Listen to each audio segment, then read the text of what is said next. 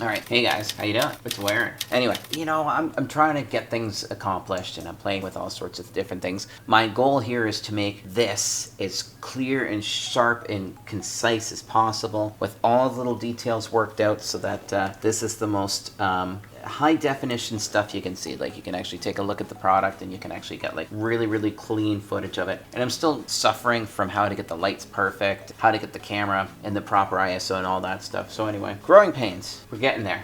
I wish somebody would give me like a couple of hours and sit down and help me tune all this up so I could just get it set up. So hey, if any of you guys are good at that, let me know. Anyway, down to the point. I did a teardown on this Ubnt EdgePower 24, and I'm sure it works, but there's some concerns. So I'm going to be going over the software tonight. Now, looking at this as well, as this is kind of concern right here, is that we're seeing 13.8 volts on charge. Now, it says that it's fast charging, but that really concerns me because the float on this guy is supposed to be 13.5. So I'm hoping that eventually it settles down to about 13.5-ish. Because if it stays around 13.8 or higher, it'll dry the cell out in no time. In fact, at a voltage like that, in about a year, this battery would be pretty much fucked, right? So we don't want that. But anyway, so I've got a 12 volt 9 amp hour cell here, and actually I've done some cool stuff here. I've actually built some battery packs with banana connectors on them. If you guys are paying attention to the channel, you guys would have seen this cool thing.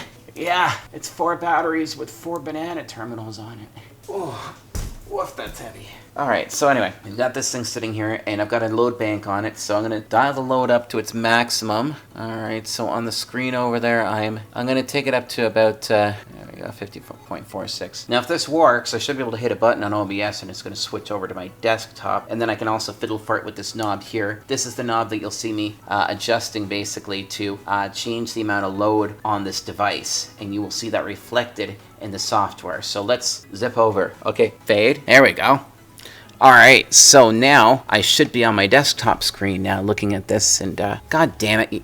Hey NVIDIA, eat a whole bag of dicks. I didn't ask you to pop up. You can't really turn the NVIDIA tool off either. That's just annoying. So let's see here. So this says 101%. So I believe that this guy, I've tested it stable at about 56 watts, but I don't entirely believe that that's true. Because, like, look, at 98% load, 99, it's pretty close, we're at 56.2. But it's going to go into overload in a second. So I'm just going to leave it at 56 watts, which is 2.25 amps for a minute or so. And we're going to take a look at some of the other options on here. So the battery not calibrated thing apparently will calibrate, but you need to leave it on for like a week and it schedules itself. This is according to one of my guys telling me this. Because there's no documentation about the calibration online that I can find anywhere for some reason. So it will calibrate and tell you how much the actual time is. But I've timed it with the current load on it, and it gets about 45 minutes before that's done. So knock off that 1 hour because that's not accurate. Let's see here. So it's outputting, it says 25 volts on here, but it's not. It's actually only 24.2 hitting the load bank. Ah, there we go. Look at that. So now it's, see how it's unreliably bouncing between overload and battery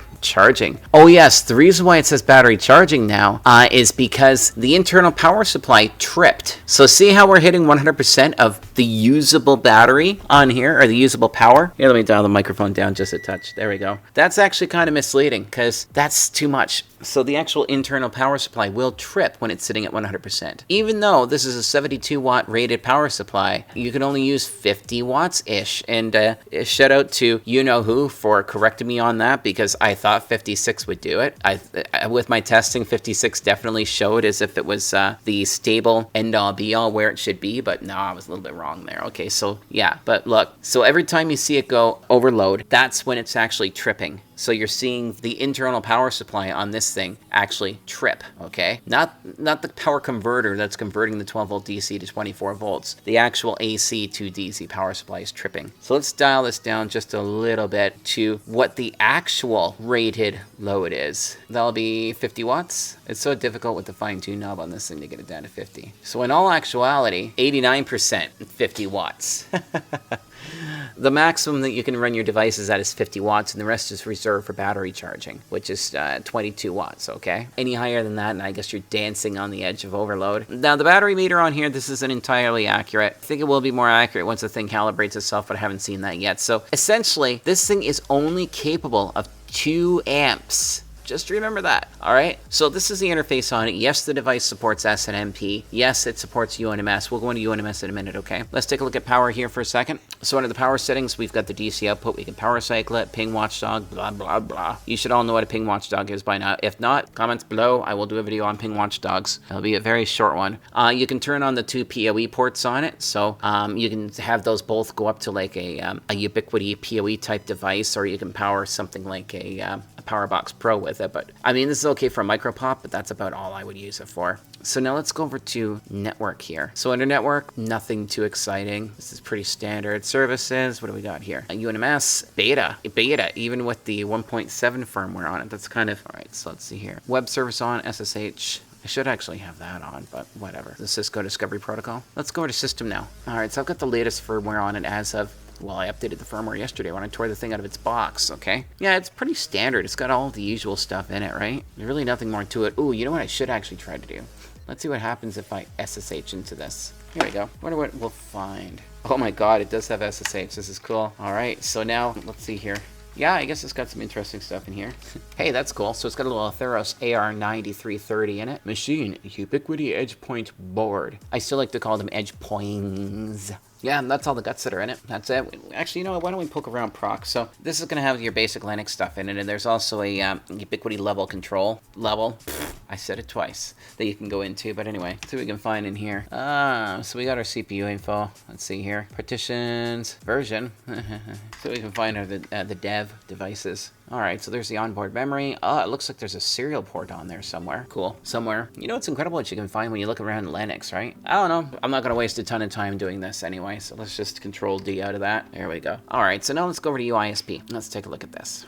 Okay, so we're on the dashboard for the device. Here's the statistics. Power lab. Here's our log for it. Back on main power supply. Now runs on the battery power. See, that's fascinating that it'll trip like that, right?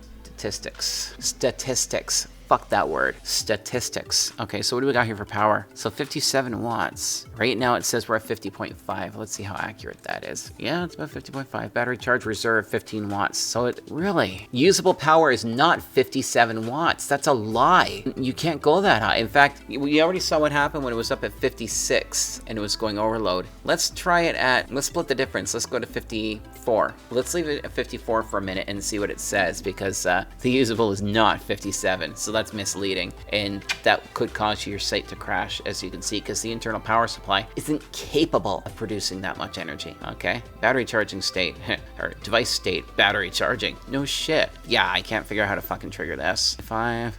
Okay, so let's go over here now. So this is kind of neat. I like the fact that it's got a lot of the information that you want. So like this shows you the current wattage and whatnot, which I can make that tank if I want to, which I will in a minute. I just want to see if it'll trip this at 95, because I'm pretty sure it's going to trip. Let's see here. Batteries, voltage, and current. I don't like that it keeps going up to 13.9. That's really not healthy for an AGM battery at all. That'll burn the battery out in no time. And I posted in one of the forums asking if anybody knows how to change that and change the float voltage on it. But 13.9 is way too high for a float. Output voltage, yeah, it's pretty consistent there. 25. It will drop, of course, as it's running on battery. Actually, if I go like this, you can see that it's dipped as low as 24. It's actually gone as low as 23, believe it or not, while it's been on the battery before, 23.8. Let's see here, hour. Going back down, output current, 2.29. We're currently at what, 2.1? Okay, latency, because that really matters. Well, unless you're testing a link. All right. I like this, total energy consumption. This is really handy. Total energy consumption, 143 watt hours, 151. So this will log how much power this is used. That could be very handy if the homeowner's bitching and moaning that your stuff's using a ton of electricity. It's like, no, it's not. This month we used 2 kilowatt hours. How much are you paying for electricity? Well, it's 13 cents per kilowatt hour. All right, so if you want us to pay for our electricity, we'll give you like 26 cents for the month. Does that sound good? $1? I'll give you $1. We'll give you $1. Anyway, I digress. All right, so looking at that, so yeah, it's got some cool stuff. The backups, don't really know why. That's, I don't know, a thing. I mean, like, because realistically, it's like ridiculously simple. There's really nothing else in here. It's pretty simple. It's just a basic UPS module, and it seems pretty stable at 96%. I guess as long as the blue doesn't touch the yellow, it's okay. But still, that's very misleading, because if we put it up to what it says it's rated for, let's try putting it at 57. So what does it say here? Usable power 57. What will happen if I put it up to 57? Yeah, it goes into overload. That's what I thought. I really need to put a finer tuned fine tube knob on here. So 57, oh my god, this is so hard to get to. I think that's as close as I can get. Let's try it at 56.6 and see what it does. Let's see if the power supply trips on it. I'm pretty sure it's going to. There's some bugs in this thing. It's not perfect. I've been told that it has been proven to be a fairly reliable device. And if you guys want to see how the guts are, I already did a video previous to this one where I tear the bloody thing apart. Oh, and again, thanks Lakeland for the donation of the EdgePower. This is kind of cool that we get to play around with this thing. All right, hasn't crashed yet. Go ahead and make a liar out of me. I dig it. Mind you, there's not many variances on here, so it's at 2.27 amps at 24.3 volts, which it's saying that it's outputting 25, but that's straight from the board that it's measuring it. It's not compensating for the loss over the very, very stupidly light gauge wire that's on it. Yeah, we're teetering on the edge there, so it's saying 57, but you guys saw it. It goes into overload pretty easy. So I mean, like, that's basically the software behind it. And let's see if I can cut back over. I gotta go over here. There we go. I pushed the button and it takes me back over to this. This is kind of cool. Let's see here. Everything in frame? Cool. Sorry about the lighting. Still, again, working on it. So let's put this voltmeter on so I can monitor the battery. And we are at 13.8. Jesus, I don't like that. My poor battery. And this little load bank is working pretty hard to dissipate 50 watts of energy into heat. It's literally turning it into heat. That's all it's doing. But yeah, so we've just got this guy hooked up. So we've got the 2 Ethernet ports on here. Blue means it's synced to UNMS. Both these can output power. They can work as just a simple pass-through, like an inline, which is probably the most likely use, because this is just essentially a bridge. These are bridged ports, right? So you would have one of these go into the homeowner as an example, and then the other one would go up to the Powerbox Pro or the Ubiquiti Nano switch. I don't know, it's 24 volts. What switches does Ubiquiti have that run on 24 volts PoE? And even then, the input's going to be limited to what it's capable of passing on to the ports downstream of that interface anyway, right? So, yeah. Oh, by the way, this is kind of cool. This is the thing that's actually bridging this device into my local area network instead of having to use cables. It's very elegant. It's a little ship thing that I bought on Banggood. Yeah, it's a little wireless bridge that you program by plugging your computer into it or connecting to it wirelessly, and then you can sync it on. And I've modified it and taken the cable off of it so it'll run on a USB power bank so that I can put things on the bench like this, and now I have cables running all over my apartment. So that's pretty much it. I mean, there's really not much more to say about it. So we can disconnect this, and basically what I've done here is just got my 12 volt battery, plug her in like so, and I just put the multimeter in line with it basically, because my test leads here have the inlines. Well, all of them do. These guys have inlines on them as well. You can dock those ones as well. So I can put this guy aside, and this is essentially it.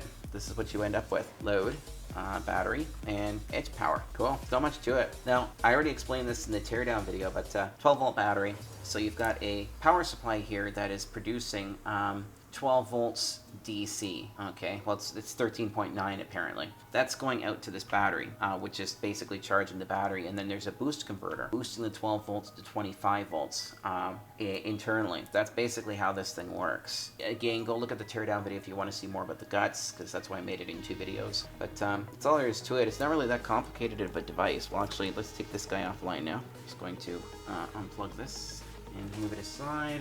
Got so many things here running on different battery packs and whatnot. God, how do I get cat hair everywhere? I just vacuumed. So yeah, that's all there is to it, man. Woman, child, toaster oven. Yeah, there's really no other buttons on here too. I was trying to find a calibration button on here, but I wasn't finding that. By the way, don't pull plugs out like that. Actually, I should show you the proper way to do this. Notice that they're color-coded. You should put your fingers on the sides of it, and a little trick is if you wiggle it, you can get it out. And if you want to be an absolute animal about it, you can tilt this back like so, get a screwdriver under, and then pop it out like that. Well, and there's a bit of finesse to that even. You tilt it forward, get the blade under, and then you push forward with your finger while you're popping that out, and it'll pop it out. But also, when you do install these, folks, please make sure that you gently, you don't have to crank it down as if you're building a deck. You just need to tighten it up a little bit so that it doesn't come out. That's all. Simple as that. Okay. So I think that I've completed playing with this little thing, this fiddly little thing. I think that's all that I can really do with this, and I think that the next step I can possibly hopefully do with this is potentially put it in an application, make some use of it, put it somewhere. We can do that later because I've got lots of work to do on this TerraGraph series that we're working on. But there you go. That's the second part of the EdgePower videos covering the EdgePower itself, the actual software, and cool. I hope you guys enjoyed that. Don't forget to like and subscribe. Oh, what happened there? Something just, oh yes, on the other screen there I unplugged this and it went offline, so my screen changed anyway. So don't forget to like and subscribe, leave your comments below, any content you want to see, any questions you need clarified, and if you want to support us on Patreon, please jump on Patreon because every dollar counts. There's also perks on our Patreon. You can get early access to videos and content that I only release on the Patreon for 1 year. Yeah, all sorts of goodies in there, and again, it also helps us to improve stuff like get better cameras or pay for editing, or we're actually hiring a cameraman. So there we go. Things only improve, and eventually I want to do this full time. So thanks for joining us. I hope you enjoyed the video, and catch you later. Ciao.